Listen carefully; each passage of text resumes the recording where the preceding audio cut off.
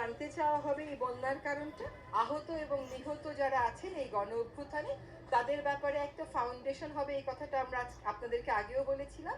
এই ফাউন্ডেশনের ব্যাপারে সিদ্ধান্ত হয়ে গেছে। এই ফাউন্ডেশনের প্রধান হিসাবে আপাতত থাকবেন আমাদের মাননীয় প্রধান উপদেষ্টা। সবচাইতে বেশি গুরুত্ব দিয়ে আমরা আলোচনা করেছি সাম্প্রতিক যে বন্যা পরিস্থিতি সেটি, এবং এইটার ব্যাপারে আমাদের সরকারের কি করণীয়, এবং এই বন্যা পরিস্থিতিতে যারা পড়েছেন, যারা ভুক্তভোগী, তাদের জন্য আমরা কি করব, সরকারের মধ্যে আমরা কেমন করে সমন্বয় করব, একই সাথে এই বন্যার কারণ কি, ভবিষ্যতে এই রকম বন্যা যেটা বলা হচ্ছে যে ফেনীতে এক রকমের নজিরবিহীন, সেটা এড়িয়ে চলতে আমরা কি করতে পারি, এসব নিয়ে আলোচনা হয়েছে।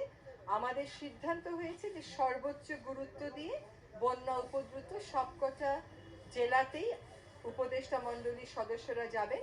ইতোমধ্যে ত্রাণের যিনি দায়িত্বে আছেন তিনি আজকেই যাচ্ছেন আসলে ফেনীতে, কিন্তু আপনারা জানেন যে ঠিক দুর্যোগ আক্রান্ত জায়গাটাতে এখনো পৌঁছানো যাচ্ছে না, কিন্তু উনি যত নিকটে সম্ভব তত নিকটে পৌঁছিয়ে ত্রাণ কাজে সমন্বয় করার চেষ্টা করবেন।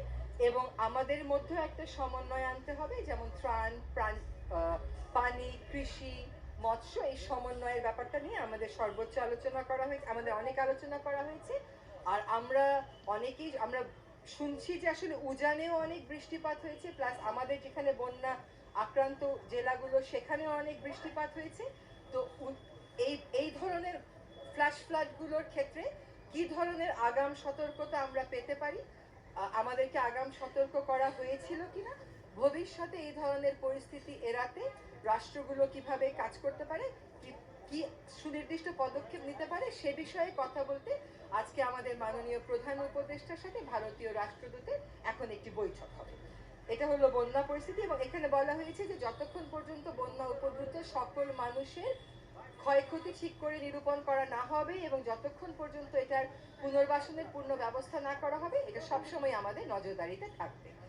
2 নম্বর যে বিষয়টা নিয়ে আমরা আলোচনা করেছি তা হচ্ছে যে আহত এবং নিহত যারা আছেন এই গণ অভ্যুত্থানে তাদের ব্যাপারে একটা ফাউন্ডেশন হবে, এই কথাটা আমরা আপনাদেরকে আগেও বলেছিলাম। এই ফাউন্ডেশনের ব্যাপারে সিদ্ধান্ত হয়ে গেছে। এই ফাউন্ডেশনের প্রধান হিসাবে আপাতত থাকবেন আমাদের মাননীয় প্রধান উপদেষ্টা, এবং এইখানে ফাউন্ডেশনের অন্যান্য সদস্যের মধ্যে গুরুত্বপূর্ণ পদে থাকবেন যারা আসলে আহত নিহত হয়েছেন, ক্ষতিগ্রস্ত হয়েছেন এমন পরিবারের সদস্যরা। যারা আহত নিহত হয়েছে তাদের চিকিৎসা, পুনর্বাসন, একই সাথে এই গণ অভ্যুত্থানের স্মৃতিটা ধরে রাখা, যাতে প্রজন্ম থেকে প্রজন্ম জানতে পারে যে আসলে কি হয়েছিল। এটা একটা আইনের মধ্যে আনতে হবে, একটা ফাউন্ডেশন, একটা লিগ্যাল এন্টিটি হবে। জি, আরেকটা হচ্ছে 3 নম্বর হচ্ছে যে আমরা একটা নামকরণের নীতিমালার কথা বলেছি, নীতিমালা বা আইনের কথা, যে যখন পাবলিক রিসোর্স, জনগণের টাকা ব্যয় করে কোনো প্রকল্প হয় বা কোনো একটা কিছু স্থাপনা হয়, ওইটার নামকরণটা কি নীতি অনুসরণ করে করা সম্ভব, সেটার ব্যাপারে আমরা কাজ করব। এটা আসলে এক পর্যায়ে এটা একটা আইনি কাঠামোর মধ্যেই আমাদেরকে আনতে হবে, যাতে করে জনগণের টাকায় যেটা হয় সেটার এমন কোনো নামকরণ হয় যেটা কোনোভাবেই ফ্যাসিবাদকে উস্কে দিতে না পারে, এবং জনমতের প্রতিফলন সেখানে ঘটে। আরেকটা বড় সিদ্ধান্ত হয়েছে যে আমরা একটা কমিশন করব। সেই কমিশনটা হচ্ছে কমিশন অন এনফোর্সড ডিসঅ্যাপিয়ারেন্স, মানে যারা বিভিন্ন সময়ে গুম হয়েছে সেই গুমের কারণ কি, কারা তার জন্য দায়ী, সেই জিনিসগুলো তদন্ত করে দেখবে। এই কমিশনটা হওয়ার ব্যাপারে আজকে একটা নীতিগত সিদ্ধান্ত হয়েছে। আর আরেকটা সিদ্ধান্ত হয়েছে যে আমাদের স্বরাষ্ট্র উপদেষ্টা মহোদয় উনি কয়েকজন আমাদের অন্যান্য উপদেষ্টা এবং দেশের আইন বিশেষজ্ঞদের সাথে বসবে, যে আইনি প্রক্রিয়াগুলো শুরু হচ্ছে, বিভিন্ন অপরাধে যারা অভিযুক্ত হচ্ছে সেই আইনি প্রক্রিয়াগুলো পরিচালনা করার ক্ষেত্রে সর্বোচ্চ স্বচ্ছতা কিভাবে নিশ্চিত করা যায়, এবং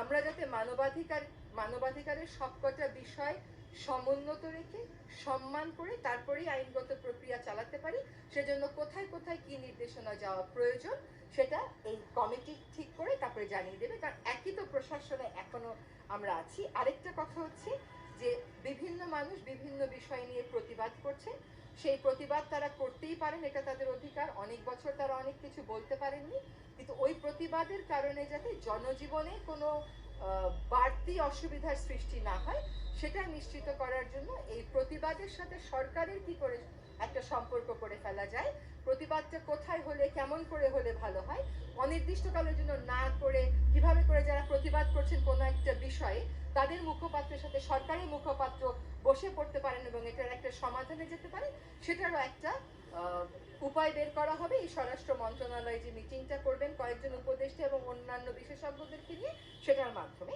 আরেকটা বিষয় যেটা আলোচিত হয়েছে যে আমাদের কোস্টাল ফিশারিতে আপনারা জানেন অনেক বিদেশি ট্রলার ঢুকে পড়ে, সেটার ব্যাপারে কোস্ট গার্ডকে বলে দেওয়া হবে যাতে করে আমাদের যে কোস্টাল ফিশারি সেখানে আমাদের মানে বিদেশি কোনো অনুপ্রবেশকারী আসতে না পারে, আমাদের এই ফিশারি সমুন্নত থাকে।